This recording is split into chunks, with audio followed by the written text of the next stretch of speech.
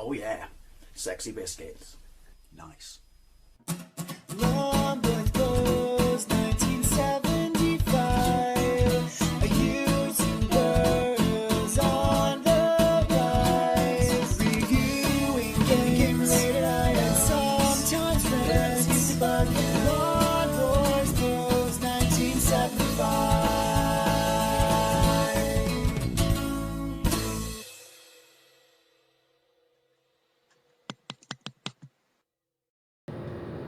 Hey YouTube, Longboys Post 1975 and welcome to a weekly driving vlog. I didn't do a weekly driving vlog last week. I didn't really do a vlog. I did a vlog of sorts, kind of overview on those two sort of aftermarket cartridges I bought to test excuse me, on my Superboy. But you've seen the title.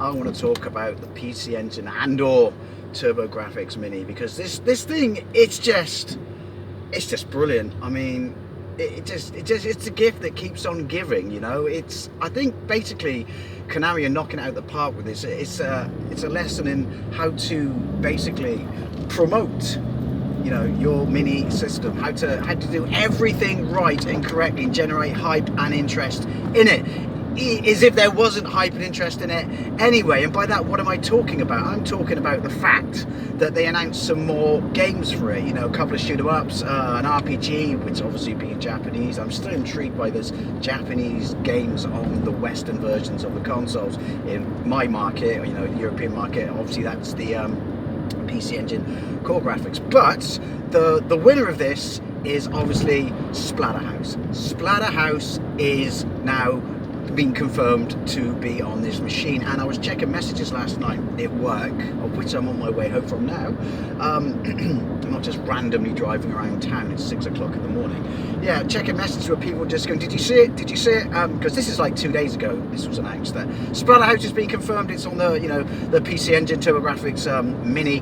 Oh my god, this is brilliant. They've obviously caved into, you know, consumer pressure or fan pressure, you know, and like the kind of outcry and shock, I guess, initially when the games were confirmed, because we thought the last batch, the 40 or 50, you know, depending upon which region you're from, you know, we thought when they were confirmed, that's right mate, don't worry about me when you pull out, that was it. So this is brilliant. This comes back to what I'm talking about in the title, about generating interest and stuff like that, good marketing for your system, because we thought that was, you know, done. And so my mates were saying to me, like, look, they've obviously realised that they've got to put this on it. I kind of had an inkling, I never said it in case I looked foolish, but I kind of had an inkling that when they said, you know, they never announced that Splatter House was going to be on it, that it would eventually. Because let's be honest, right, regardless of the region you're from, Splatter House is one of the most famous or infamous, you know, popular and, you know,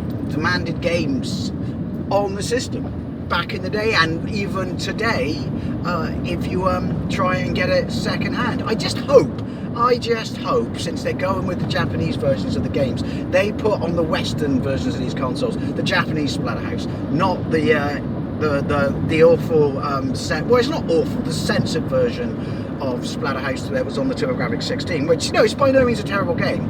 I had it back in the day. I bought it when I bought a second-hand Turbografx 16 in Boston when I was on holiday as a kid in 1991, and I had that version until very recently, and I gave it to Rich from ViewTech USA because he picked up a Turbo Express, and you're thinking, well, why did you give it away? Because I have the Japanese version now. I inherited it, so it was free, but it's just a better version, and there's no point me having, regardless if the US one is worth anything, there's no point me having both. Do you know what I mean? So, you know, help someone out and stuff like that. But obviously censored crosses and stuff like that, various changes to the graphics, and the pink mask so they didn't get sued by Universal. Well, anything but pink. I mean, I understand you don't have to be sued, but anything but pink. But anyway, I'm waffling. This video is not what it is about Splatter House. It's they please, again, it's irrelevant to me because I have a PC Engine, I have an original Splatter House, and I even have an EverDrive, so again, it's irrelevant to me, but I'm just going to get the Mini anyway, and therefore I want it to be on there. And if you can't hack it, pretty sure you will be able to hack it, put the Japanese one on, please. But so basically what I'm saying here is, I honestly think this is just you know, Konami have probably looked at the PlayStation. This is just all my thoughts and stuff like that. By all means, if you think I'm waffling bollocks, let me know. Let me know what you think. Do you disagree and all that? But they must be aware that obviously they announced this in E3.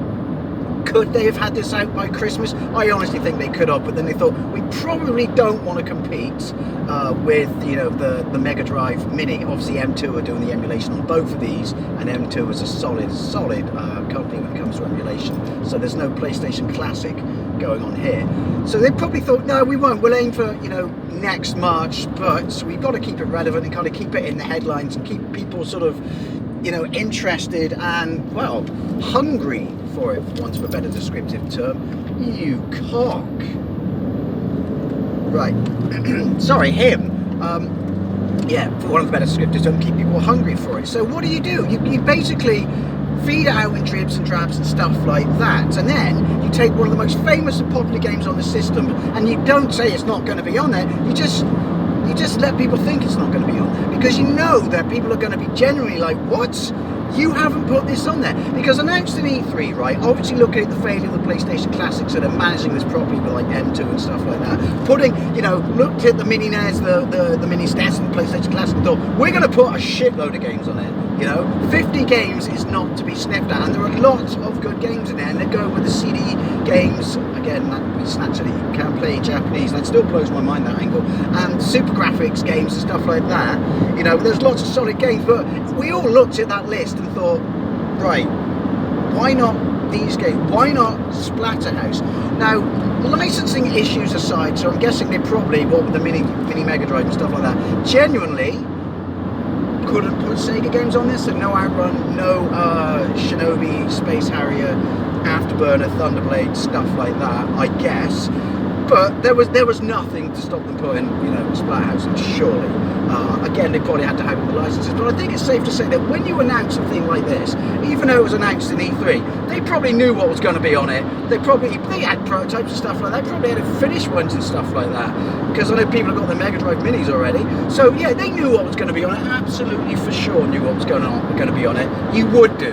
So when they've released these batches of games and stuff like that, they've orchestrated or managed it in such a way, I personally believe, that, you know, they've upset the apple cart and people were disappointed, and then they suddenly, out of the blue, when we all thought there were going to be no more games on it whatsoever, they've announced, hey look, here's 5 more games. Oh look, here's that game you thought you weren't going to get. It's like I said, it's keeping it relevant, because they won't want to compete with the Mega Drive, but realistically, even though it's next March, you know, people are probably going to buy one or the other. Not everyone is a die-hard collector of these mini consoles, so they probably were aware that Mega Drive might take a bite out of their sales.